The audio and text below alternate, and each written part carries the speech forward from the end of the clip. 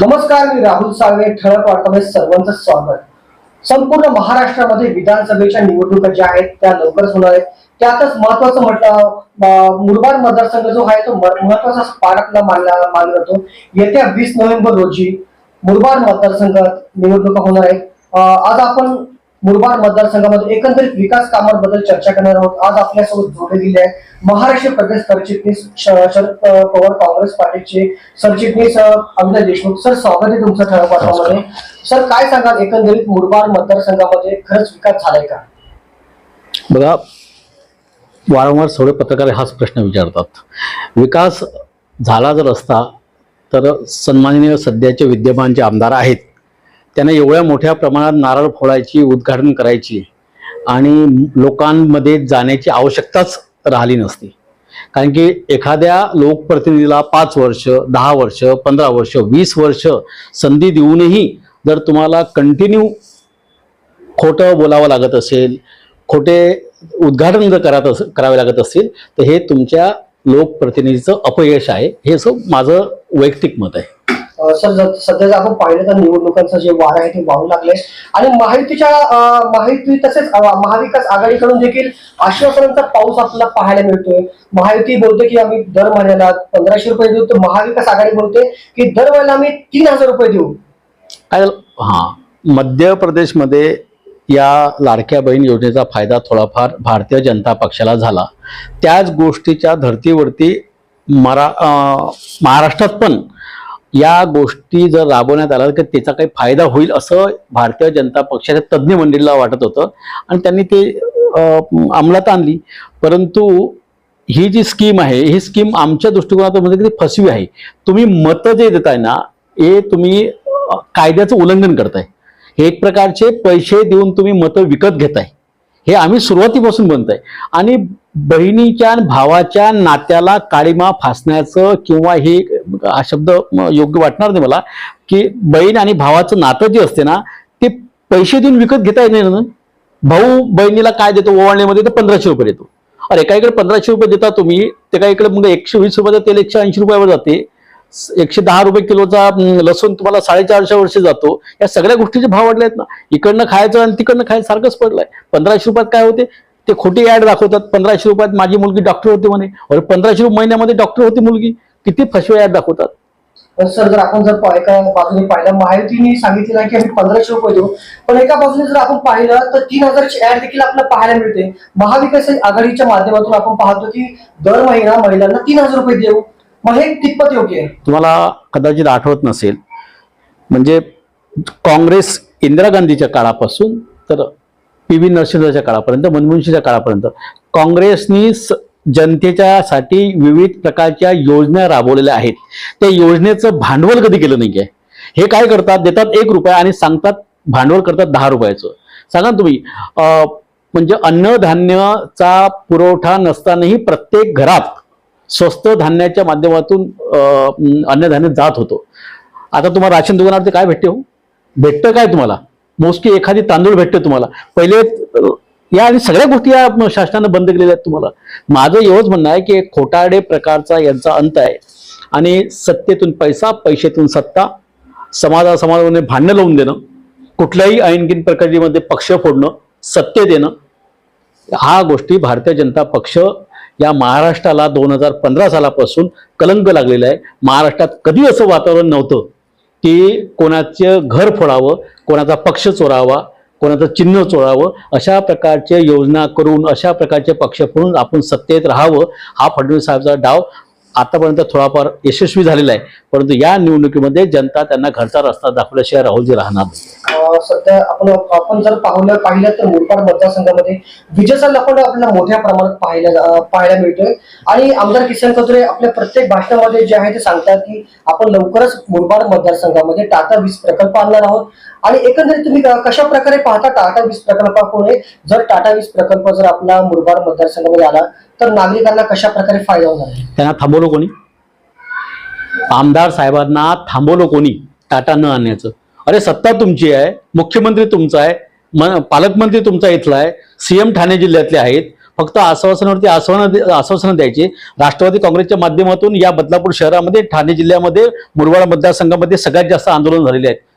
आणि एवढं सगळं असूनही मग हे हातावरती हात मूग जोडून गप्प आहेत. एक साधा प्रश्न आहे, तुम्हाला कल्याणचा उल्हासनगरचा कचरा तो बदलापुरात का विशीला? उल्हासनगरचा कचरा त्यावेळेस आमदार गप्प होते, त्यावेळेस खासदार गप्प होते, त्यावेळेस राष्ट्रवादी काँग्रेसची हीच भूमिका होती. आता टाटाचं हे जे बोलताय तुम्ही प्रकल्प येतोय, नगरपालिकेने जागा पण दिलेली आहे. पाण्याचं 50% आरक्षण म्हणताय तुम्ही, सगळ्यात भीषण प्रश्न आहे. हे अपयश आहे आमदार साहेबांचं.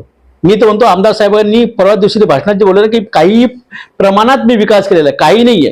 तुम्ही भूलतापा दिलेल्या आहेत. शिरगाव सारख्या भागामध्ये एखाद्या गृह प्रकल्पाच्या बाहेर बॅनर लागते की कृपया इथं फ्लॅट घेऊ नका, इथं पाण्याची व्यवस्था नाही आहे. हे अपयश कोणाचं आहे? आमदार साहेबाचं. अरे आमदार साहेबाच्या घरापासून हाकेच्या अंतरावरती आदिवासी पाडा आहे. म्हणजे आमदार साहेबांनी जर खिडकीतून बघितलं तर त्यांना आदिवासी लोक डोक्यावरती हंडे घेऊन दिसतात. म्हणजे आमदार साहेबाच्या घरी एकाकडे आरोचं पाणी आणि दुसऱ्या एका आदिवासी पाड्यामध्ये नळ नाहीये. हे अपयश कोणाचं आहे? जर तुम्हाला 50 वर्षाचं आम्ही आरक्षण पाण्यामध्ये बदलापूर वर्षांनी केलेलं आहे, तर मग आता पाणी का नाही आहे? शिरगाव बदलापूरमध्ये नाही आहे, कात्रमध्ये पाणी आहे का? कात्रमध्ये 40 लाख रुपयाचा फ्लॅट जर घेत असेल तर पहिले विचारतात पाणी आहे का? पाणी नाही आहे. एवढे सगळे प्रश्न वाचून उभे आहेत, तरी आमदार साहेब म्हणतात की मी विकास केला. तर दाखवा विकास केला. 15 वर्ष नाही, 20 वर्ष झाले. 5 वर्ष पहिले अंबरनाथ विधानसभा मतदारसंघातून ते कार्यरत आणि आमदार होते. 15 वर्ष आपल्या मुरबाड मतदारसंघात. मी आताच बोललो, एखाद्या लोकप्रतिनिधीला सर्वांगीण विकास करण्यासाठी मतदारसंघाचं किती वर्ष द्यावी? 5 वर्ष, 10 वर्ष, 15 वर्ष, 20 वर्ष. 20 वर्षामध्ये जर तुम्ही बदलापूर शहरामध्ये ग्रामीण रुग्णालय बघत असाल तर तिथं लाईट नाही आहे. आमचे सहकारी आहेत, इथले नगरसेवक आहेत आशिष दामले, मी त्यांचं कौतुकच केलेलं आहे. अरे आमदार साहेबाला माहित आहे की माझ्या मतदारसंघामध्ये 200 खाटाचं हॉस्पिटल तिथं दिलं नाहीये. सांगतात की मी हे करेल, तिथं लाईट जाते, तिथं रात्री साप येतात, तिथं उंदीर लहान मुलांचे पाय कुडतडतात. हे अपयश कोणाचं आहे? आरोग्य केंद्रे धूळधाट खात आहे, तिथं लाईट नसतो. एखादा कोणीतरी जनरेटर आणि हे दिलं होतं, इन्व्हर्टर्स वगैरे दिले होते. म्हणजे तुमच्या मतदारसंघामध्ये रस्ते नाही आहेत, पाणी नाही आहे, हॉस्पिटल नाही आहे. मग मतं कुठल्या भरोश्यावरती तुम्ही मागता? हा राष्ट्रवादी काँग्रेसचा आमचा प्रश्न आहे. खोटं बोलून, रेटून बोलून मी हे केलं, मी ते केलं, आता रडीचा डाव चालणार नाही. आता लोक समजदार आहेत. बदलापूर शहरामध्ये लोक फ्लॅटमध्ये राहणारा सुसंस्कृत आहे, त्याला सगळं माहित आहे काम करून केलं. तो जरी सकाळी डबा पकडून मुंबईला जात असेल, संध्याकाळी येत असेल, तो त्याच्या मुलांचा आणि स्वतःच्या भविष्याचा विचार करतो. आणि 2024च्या या विधानसभा इलेक्शनमध्ये बदल घडायला राहणार नाही. अपयशचा ढीग आहे, एकच अपयश नाही आहे.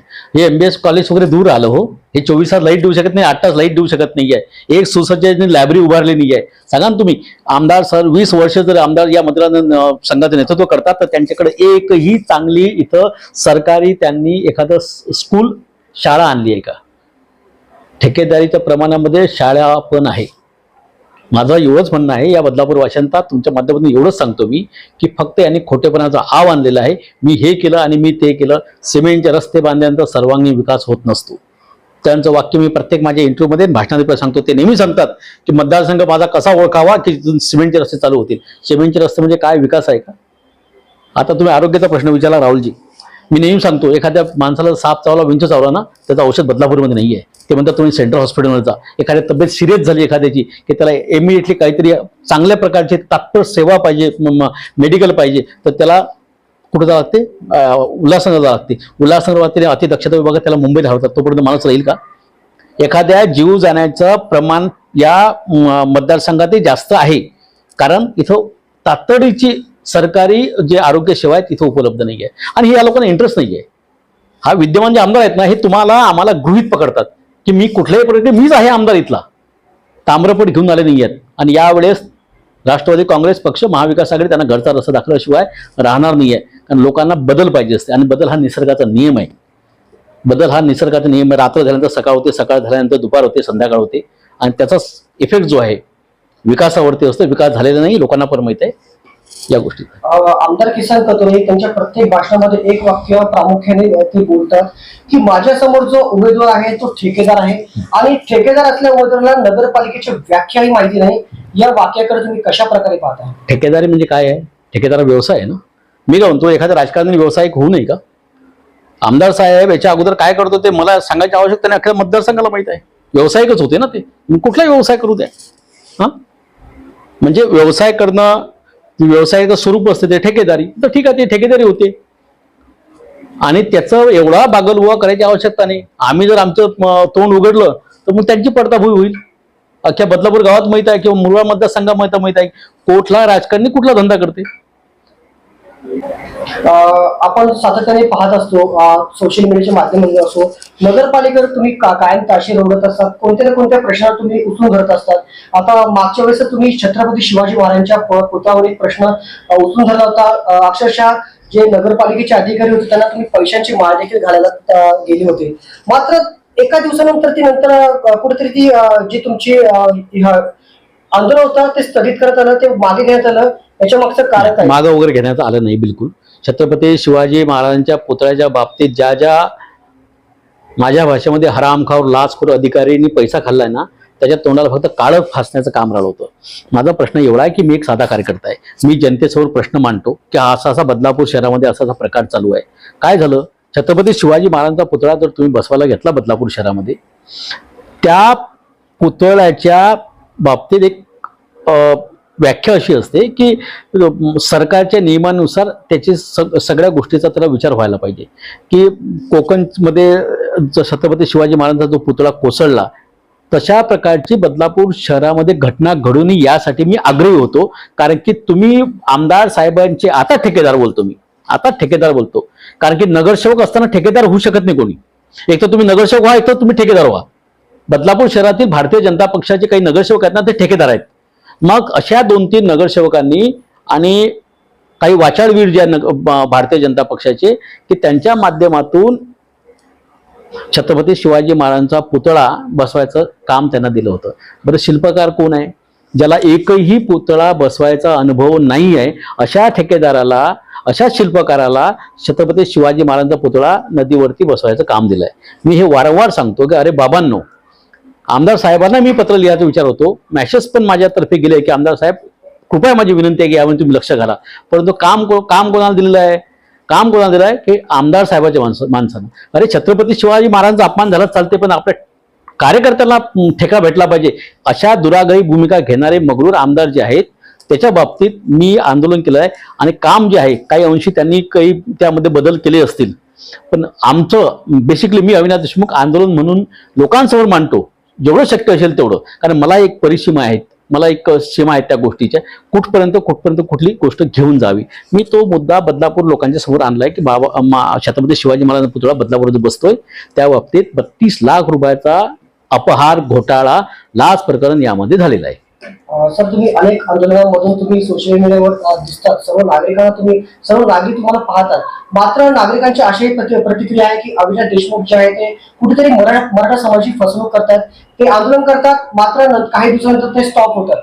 यात किती तथ्य आहे? मी मराठा समाजाचं आंदोलन आजपर्यंत 1 या 2 केलेले आहेत. आता छत्रपती शिवाजी महाराजांच्या बाबतीत आंदोलन केलंय.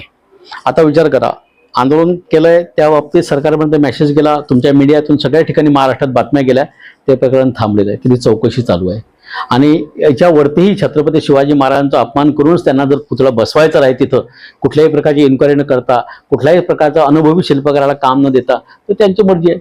एक आमदाराच्या पर्यंत आम्ही पोहोचायचं, लोकांपर्यंत पोहोचायचं काम मी केलेलं आहे. आणि राहिला प्रश्न बाकीच्या आंदोलनांचा, मला नाही वाटत की याच्या बाबतीत एक वेळा नगरपालिकेच्या सिओलच्या खुर्चीला मी हे लावलं होतं की तुम्ही ते काही विषय होता, त्यामध्ये सर्व राजकीय पक्षांचे हे होते, त्यात अविनाश देशमुख नेतृत्व करत नाही. प्रश्न असा होतो की छत्रपती शिवाजी महाराज माझ्या घरी जन्माला नाही आले पाहिजेत, शेजारी आले पाहिजेत. हा जो आहे ना, हे सगळ्यांनाच लागू आहे. नेतृत्व करायला समाजात कोणी तयार होत नाही का? हे सगळे जे आहेत ना, कुठल्याही समाजात, कुठल्याही जाती धर्मामध्ये, मी स्पष्ट बोलतोय, कुठल्याही जाती धर्मामध्ये जे राजकारणी आहेत त्यांचे कुठेतरी कोणासोबत लागेबंदी असतात, ते बिझनेसमॅन असतात. मी नाही आहे. मी तुमच्या भाषेमध्ये एक माझं पुस्तक ओपन आहे.